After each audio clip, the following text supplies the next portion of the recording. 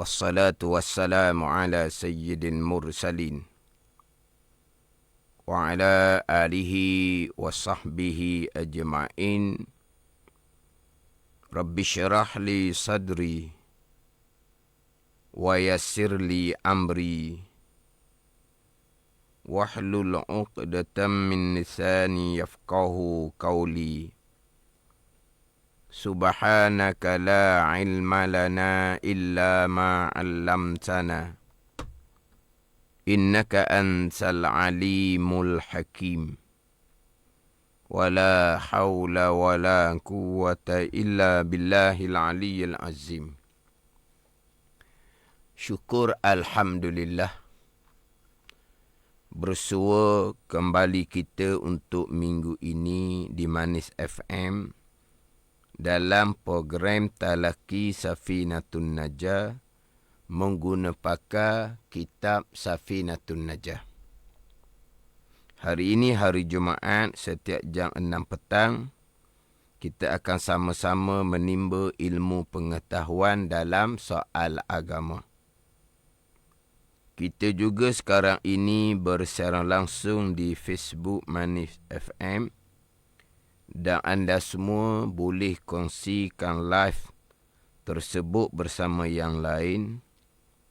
Dan anda juga boleh mengemukakan persoalan berkaitan dengan tajuk pembicaraan. Anda juga boleh dengar melalui MyTV saluran 726 dan secara online di aplikasi Sweet Plus. Semoga segala ilmu yang saya kongsikan dapat kita sama-sama amalkan. Jadi insyaAllah untuk petang ini, minggu yang ke-8 dah. Untuk sementara, kitab Safinatun Najah ditangguhkan. Selepas pembicaraan fardu wudu, rukun wudu yang 6 perkara dalam kitab Safinatun Najah, terus kepada pembicaraan berkaitan dengan air. Jadi dalam kitab Safinatun Najah tidak didatangkan pembicaraan berkaitan dengan perkara-perkara yang disunatkan ketika berwudu. Jadi untuk dapat kesempurnaan ketika berwudu, kita mestilah menyempurnakan juga termasuk perkara-perkara yang disunatkan. Kemudian, perkara-perkara yang disunat ketika berwudu ni banyak.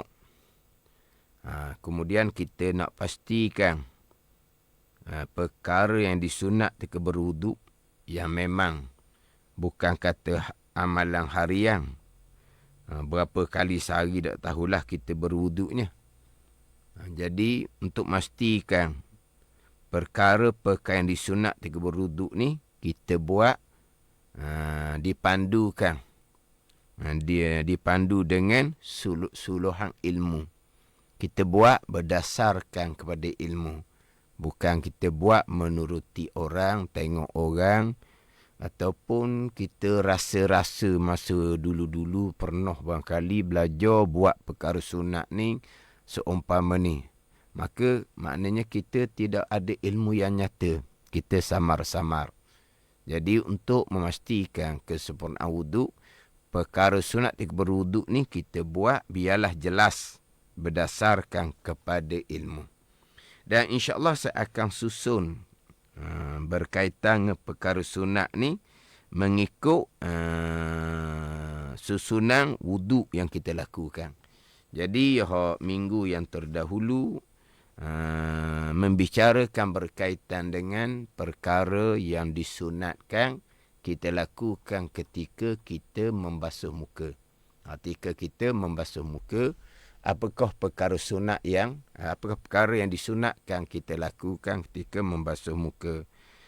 Di antara perkara sunat yang saya bicara minggu lepasnya adalah ketika membasuh muka disunatkan kita gosok.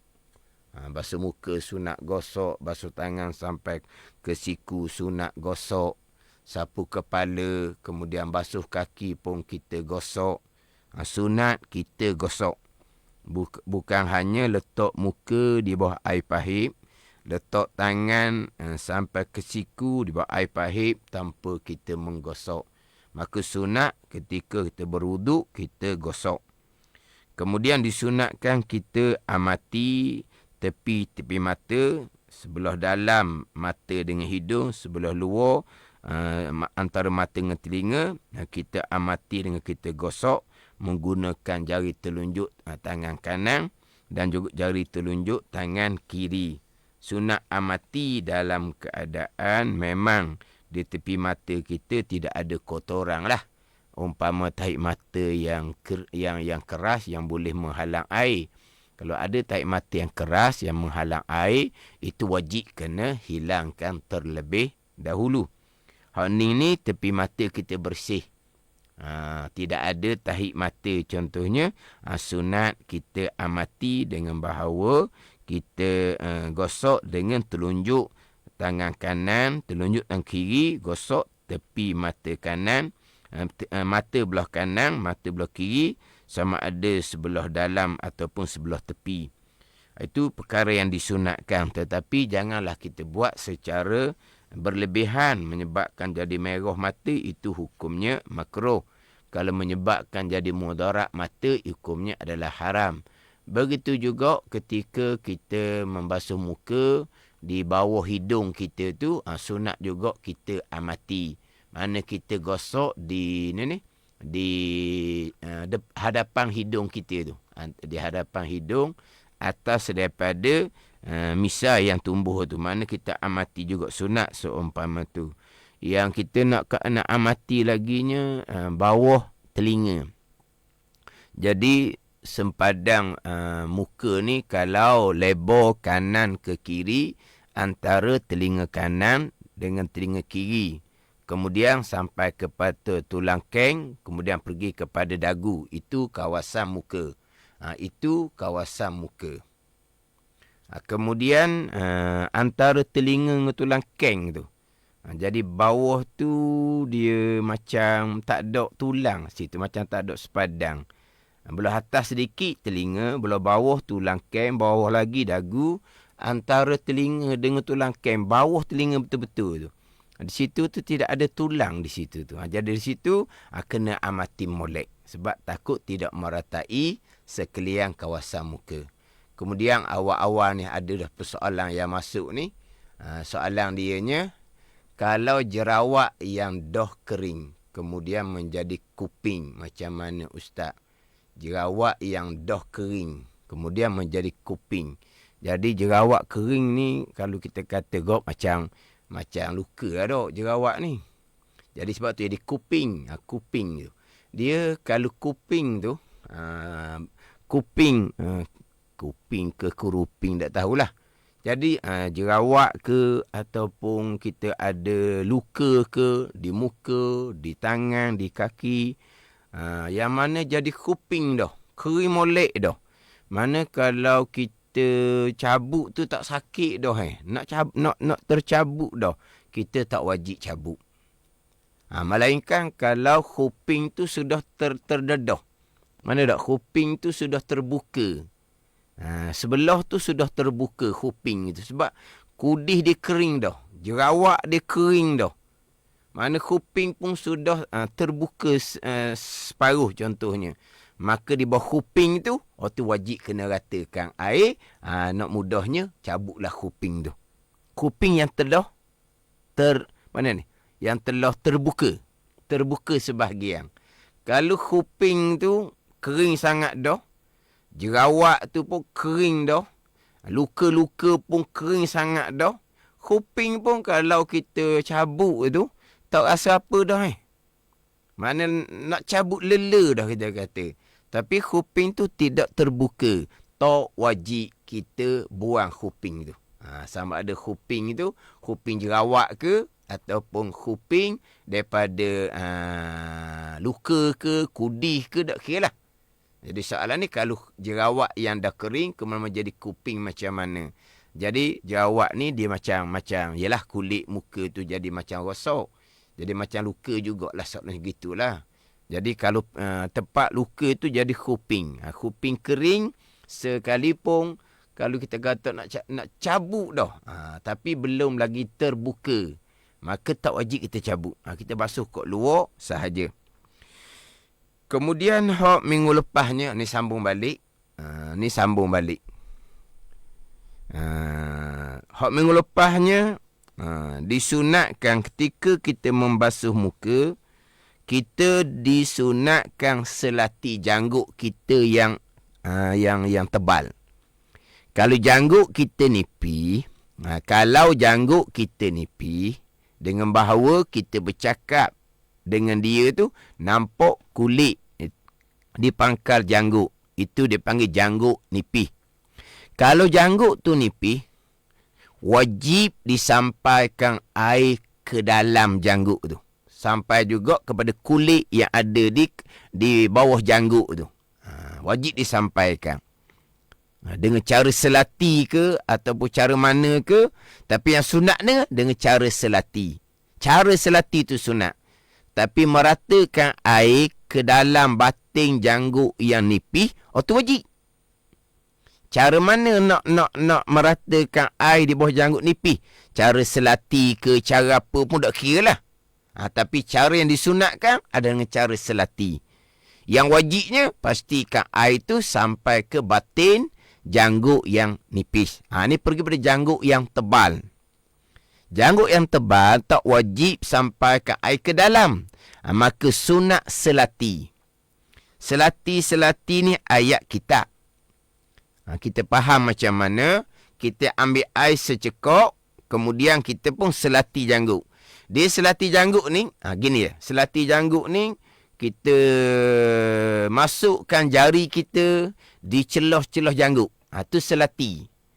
Contohnya ketika kita membasuh muka di bawah pahit, kita gosok-gosok muka, kemudian kita pun selati dengan jari kita di celah-celah janggut yang tebal. Di celah janggut, itu dipanggil selati. Tak tahulah, takut bahasa standardnya sebut perkataan lain. Nanti akan pergi juga pada bicara ketika membasuh tangan, ketika membasuh kaki, sunat selati celah-celah jari tangan, celah-celah jari kaki dalam keadaan tanpa selati, air sudah mertai di celah-celah jari tangan dan juga jari kaki. Itu dipanggil selati juga. Selati dengan, kalau contohnya selati tangan, selati antara jari dengan jari. Itu kita akan bicara nanti. Tapi disebut dalam kitab dengan selati. Dengan selati ni macam mana perkataan. Ini semua perkataan kitab belaka ni. Selati. Cuma adalah dalam buku-buku yang lain, dia tak sebut selati, disebut sarut. Tapi waktu saya pun jarang jumpalah perkataan tu. Tapi ada kitab Jawi disebut sarut celah janggut bagi orang lelaki jika ia lebat. Sarut dia panggil. Itu mungkin bahasa negeri barangkali lah, sarut. Kalau bahasa kitab, selati. Jadi sekarang ni ketika kita membasuh muka, janggut laki-laki yang tebal tadi, air tak wajib sampai ke dalam, sunat selati. Selati cara mana? Selati je lah, macam mana pun. Di celah-celah janggut laki-laki yang tebal, yang lebat. Kemudian cara selati ni pula. Cara selati yang disunatkan. Yang pertama, kita selati dengan tangan kanan. Itu yang pertama. Yang pertama, selati dengan tangan kanan. Yang kedua, disunatkan kita selati ni menggunakan air yang lain daripada air yang kita gunakan untuk membasuh muka. Sekarang, ni contoh. Kita ambil air koloh. Kalau air pahit, sidang pendengar, air yang bertukar-tukar sebab air tu berlari di muka kita. Kalau air pahit. Saya nak pergi kepada air koloh terlebih dahulu, yang mana air koloh ni, kita ambil menggunakan dua tangan kita. kita pun basuh muka kali yang pertama. Jadi air di muka kita tu air yang sama. Adapun kalau kita masukkan muka di bawah pahit, air yang turun ke muka kita tu air yang sudah silih berganti, air yang lain-lain. Air yang sudah silih berganti, air yang lain-lain. Dia berbeza dengan kita menggunakan koloh. Jadi saya nak ambil contoh dahulu air koloh. Kita contoh air koloh. Walaupun sekarang ni berwuduk banyak menggunakan air pahit daripada air koloh. Dan kalau rumah-rumah masing-masing lah. Jarang rumah dah. Dalam bilik mandi dia ada koloh. Jarang dah lah. Walaupun rumah dia besar, bilik mandinya ada beberapa bilik mandi. Ada beberapa bilik mandi. Tapi jarang orang sekarang dia buat koloh dalam bilik mandi. Jarang. Dia elok sangat ada koloh dalam bilik mandi. Sebab kita boleh gunakan untuk berwuduk air koloh tersebut, maka bekasan air wuduk kita akan bertakung dalam air koloh. Kita ambil wuduk, keluarga kita ambil wuduk dalam koloh. Satu-satu bilik mandi pun tak apa dah. Maka air wuduk kita tu air ibadat. Air wuduk kita, air ibadat kita bertakung dalam koloh yang sama. Kita gunakan berulang-ulang, kemudian kita pakat guna ramai-ramai. Berwuduk di air koloh yang sama, satu keluarga. Itu sangat-sangat baik. Sebab apa? Mudah-mudahan akan menyatukan ahli keluarga kita. Menyatukan ahli keluarga kita dengan bahawa satu keluarga kita berwuduk di satu tempat yang sama. Kemudian air wuduk kita, air ibadah kita akan berada di dalam koloh yang sama. Itu sangat baik. Ini kalau dapat buat satu koloh, beberapa bilik mandi yang ada tu, buatlah satu koloh dalam satu bilik mandi. Yang bilik mandi tu mungkin bilik mandi yang untuk umum sikit. Bukan bilik mandi dalam bilik tidur masing-masing, mungkinlah. Ni. Hak belum buat bilik mandi lah. Bukan kata di rumah sekarang ni sidang pendengar, di masjid surau sendiri pun banyak menggunakan air pahit. Jarang dah disediakan air koloh. Jarang disediakan air koloh. Bahkan kalaulah buat dua, air pahit ada, air koloh ada, orang pergi kepada air pahit. Orang tak pergi pada air koloh. Dan ada orang, ni saya pernah terdengar lah. Pernah terdengar. Dia rasa geli nak menggunakan air koloh. Saya pernah terdengar. Dia kata geli. Kalau kita cakap Terengganu kau, dia rasa se-air. Dia rasa, apa ni? Geli lah kita kata. Kalau Terengganu sebut se-air. Dia rasa tak selesa. Sebab apa? Sebab masing-masing basuh muka dalam koloh yang sama. Di muka tu lah. Muka masing-masing kan ada tahi mata lah. Ada peluh lah. Ada daki lah. Ada habuk lah di muka. Muka masing-masing berminyak-minyak. Pada? Muka masing-masing berminyak-minyak. Kemudian basuh tangan sampai ke siku pulak. Lengan masing-masing pulak berpeluh-peluh, berminyak-minyak. Dia kata dia tak boleh. Ni di sini ada unsur sombong, takabur. Jadi antara kelebihan koloh ni, yang pertama boleh menyatukan. Yang kedua, boleh mengurangkan kesombongan yang ada pada diri. Dengan bahawa kamu, saya, situlah tempat wuduk yang sama.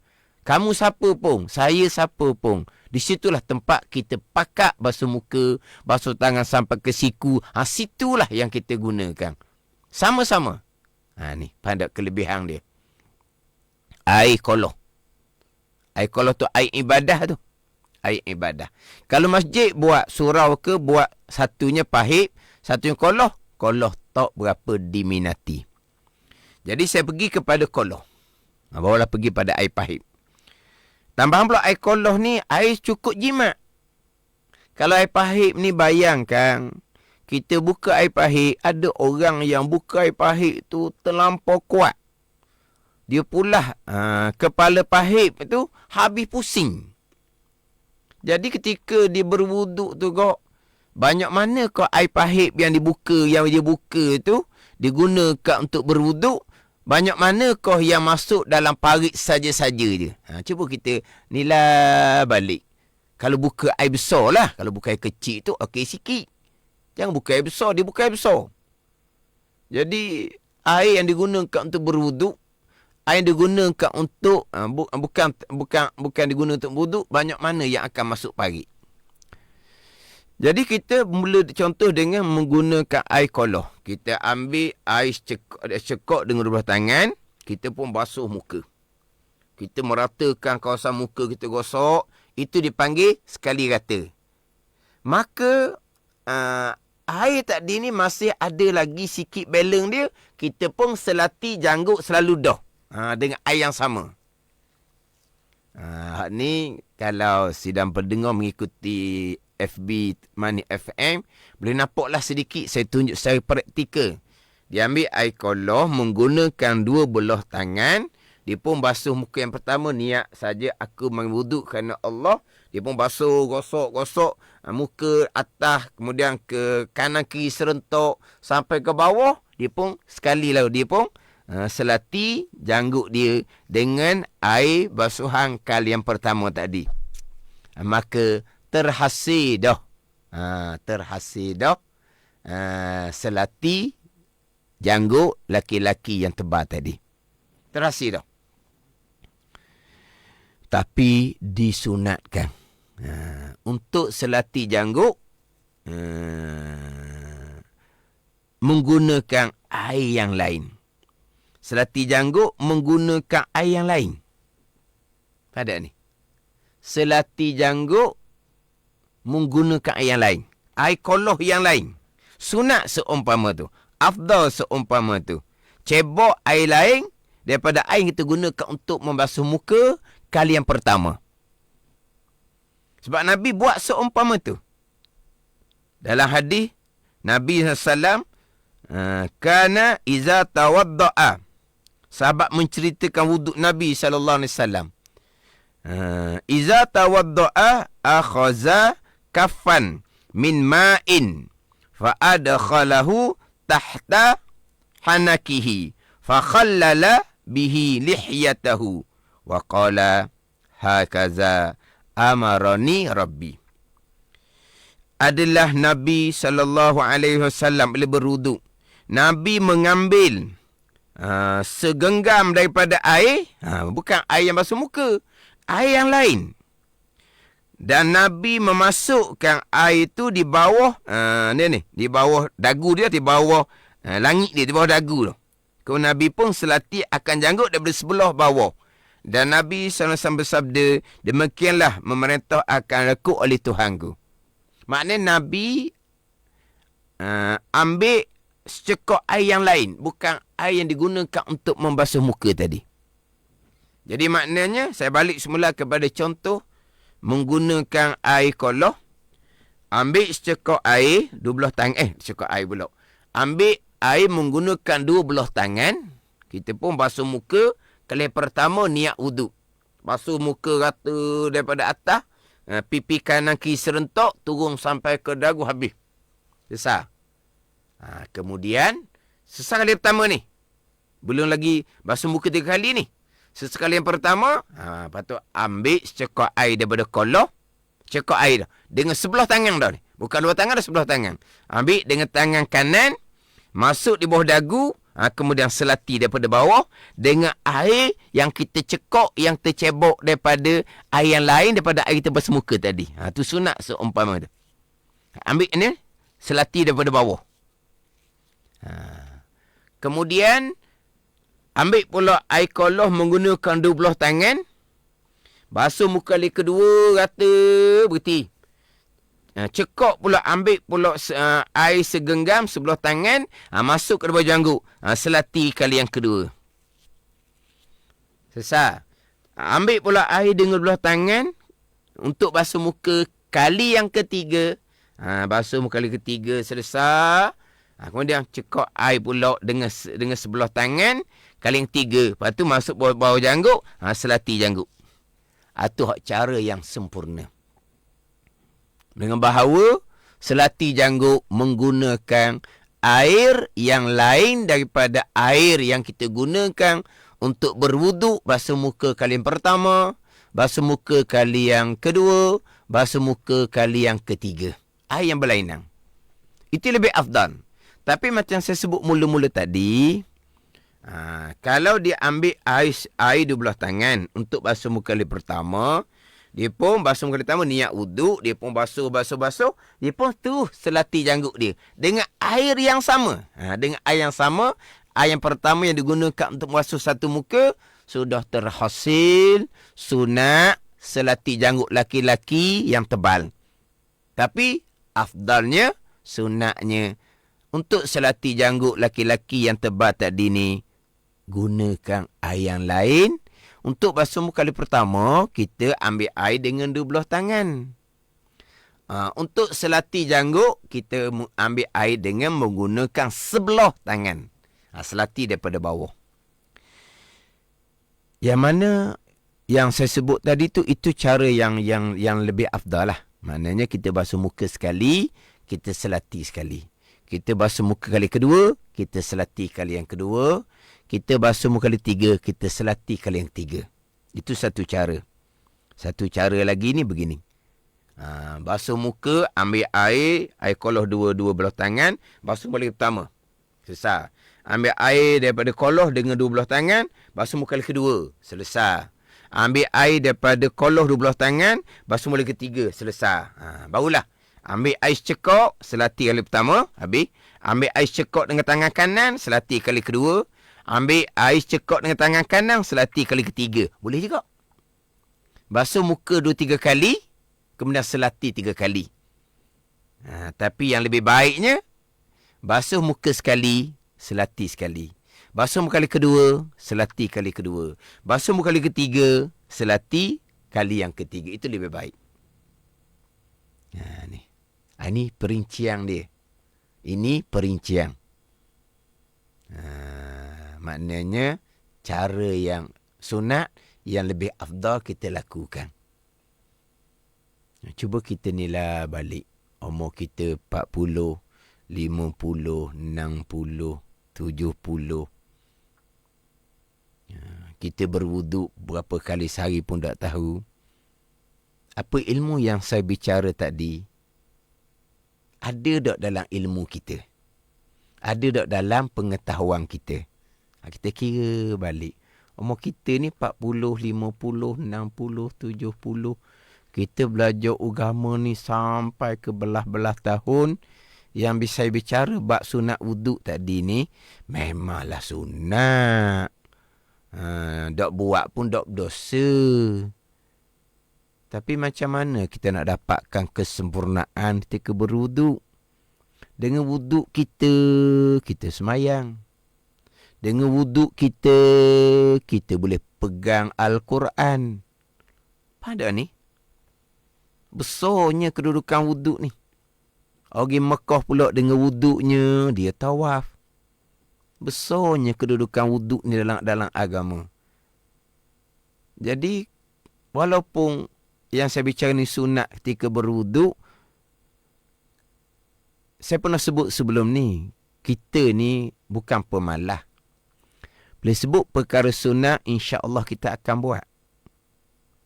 Sebab kita nak dapatkan kesempurnaan di berwuduk. Persoalan kita ni, kerana kita tak belajar.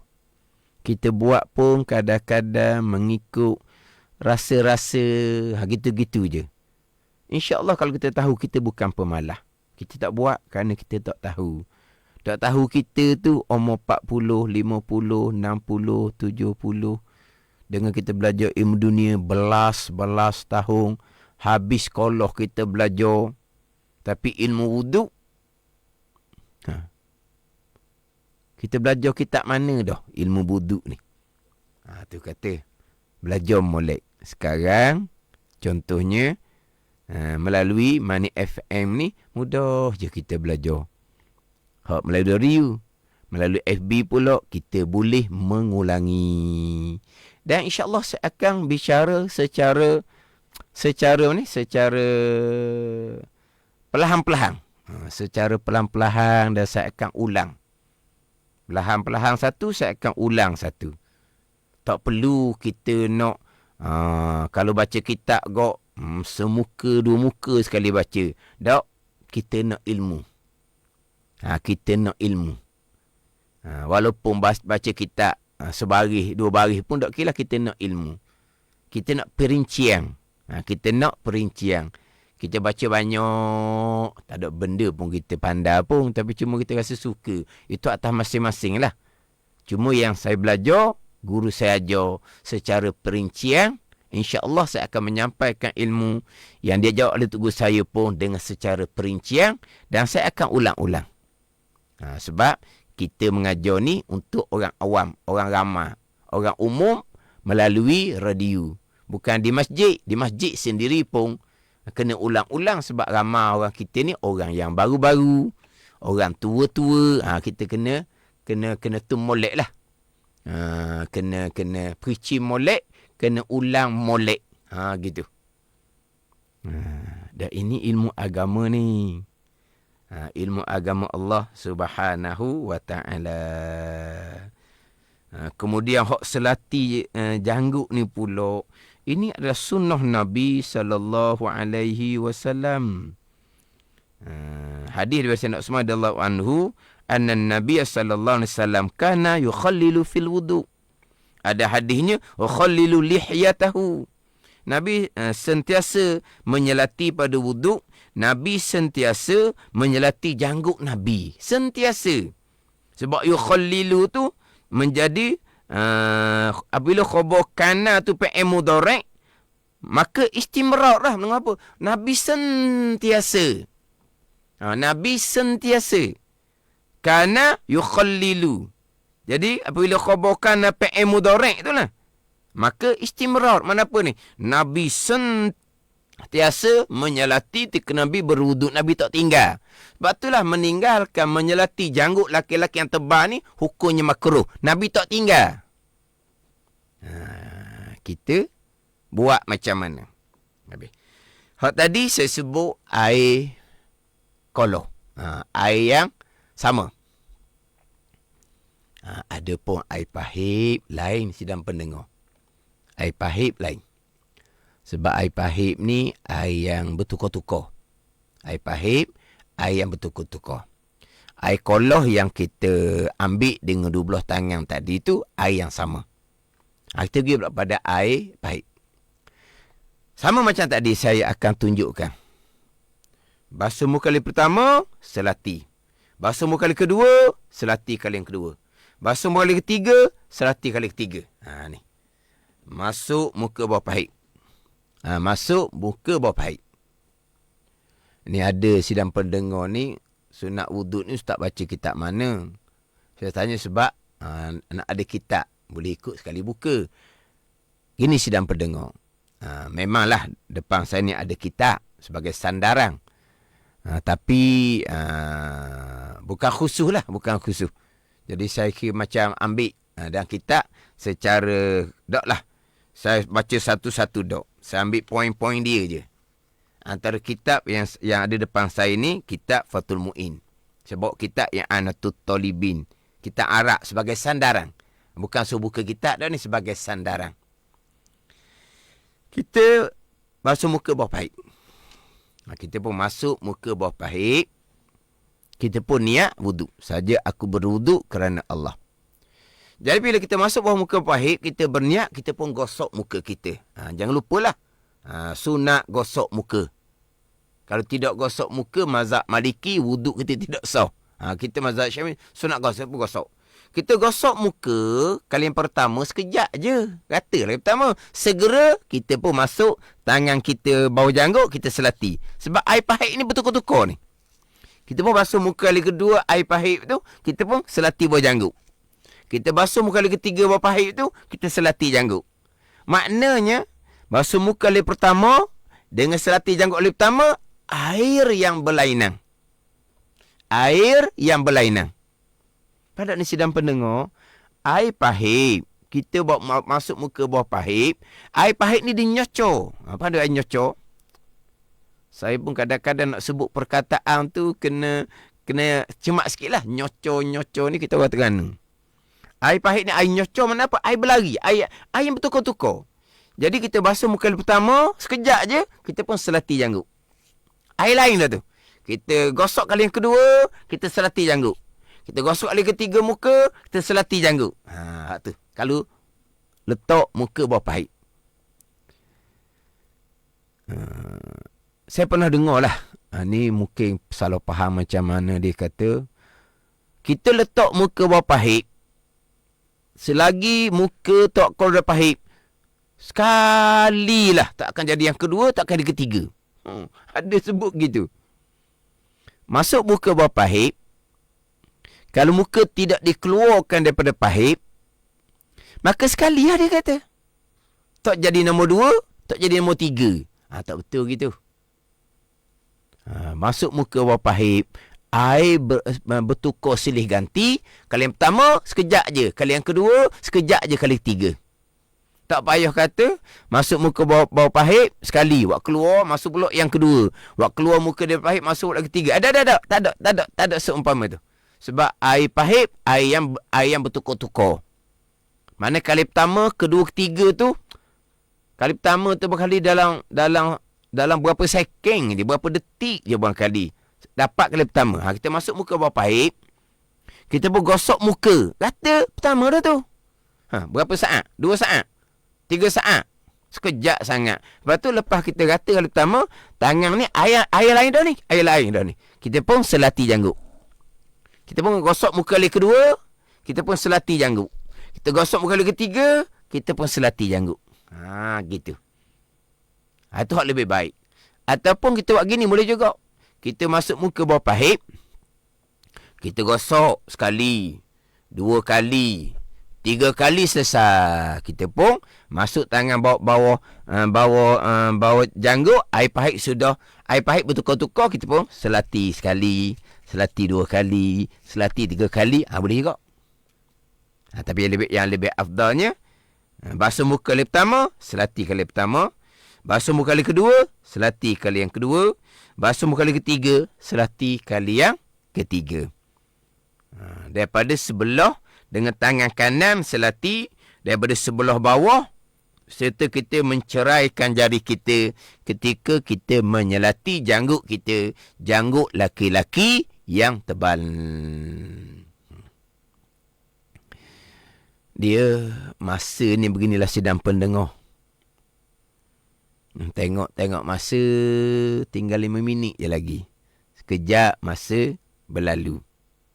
Pandai ni. Masa berlalu.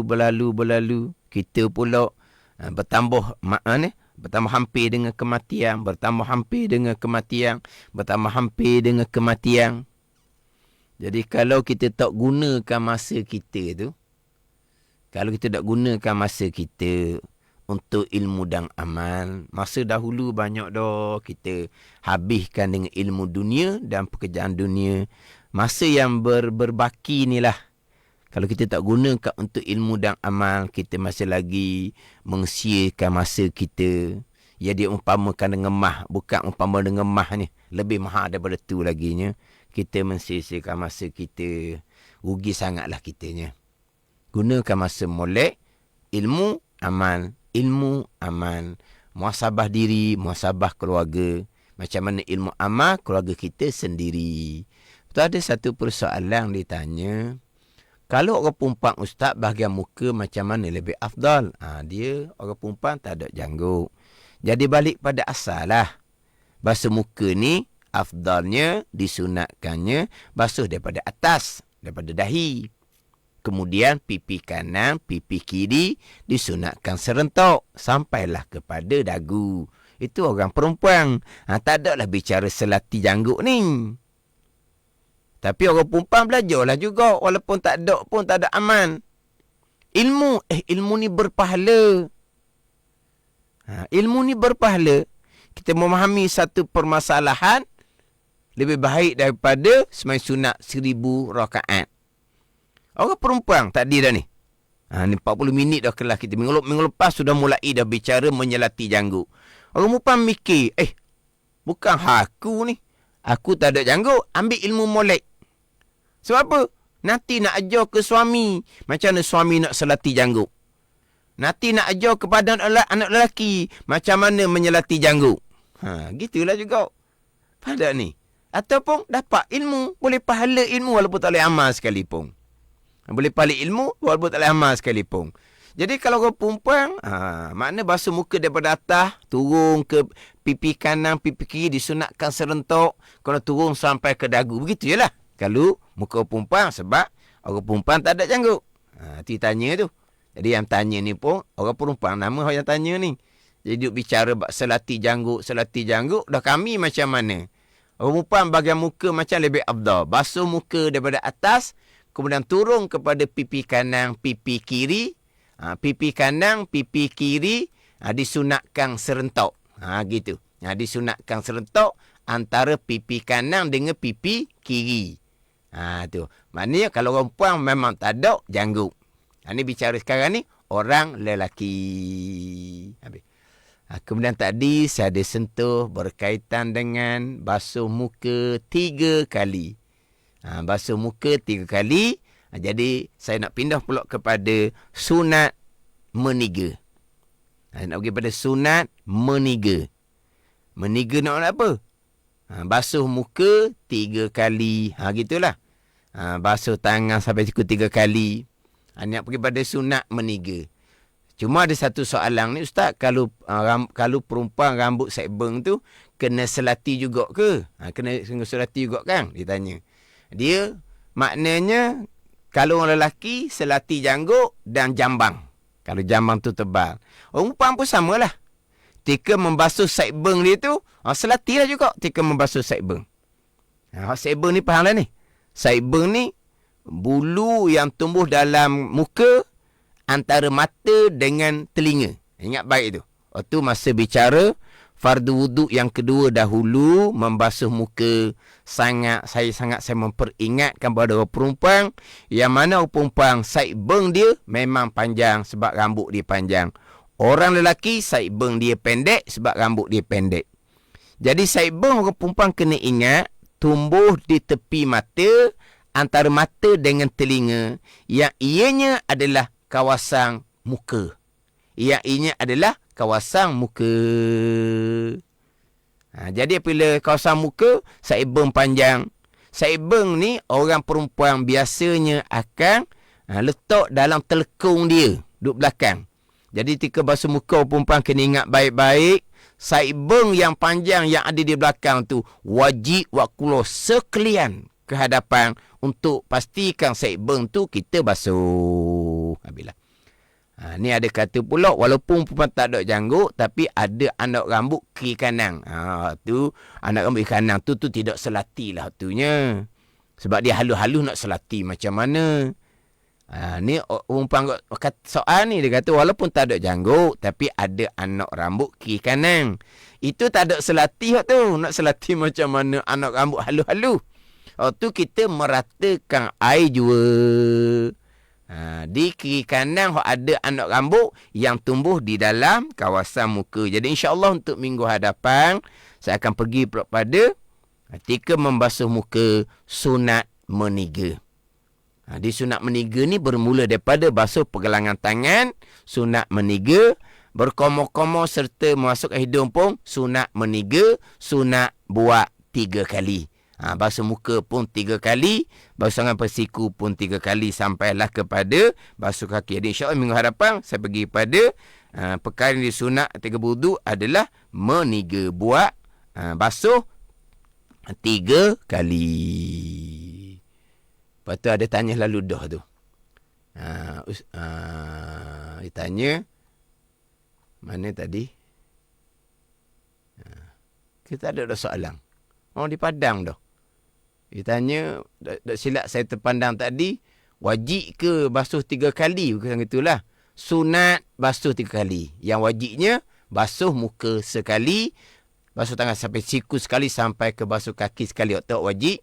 Meniga, hukumnya adalah sunat. Itu insyaAllah sambung minggu hadapan. Wallahu a'lam. Bismillahirrahmanirrahim. Alhamdulillahirabbil alamin. Wassalatu wassalamu ala sayyidil mursalin wa ala alihi wa sahbihi ajma'in. Allahumma aftah alaina futuhal arifin. Allahumma allimna ilma akdamin wa fahimna famas sabikin warzuqna ruqat talibin. Allahumma zidna ilman wa alhiqna bis salihin. Wa sallallahu ala sayyidina Muhammadin wa ala alihi wa sahbihi wa sallam.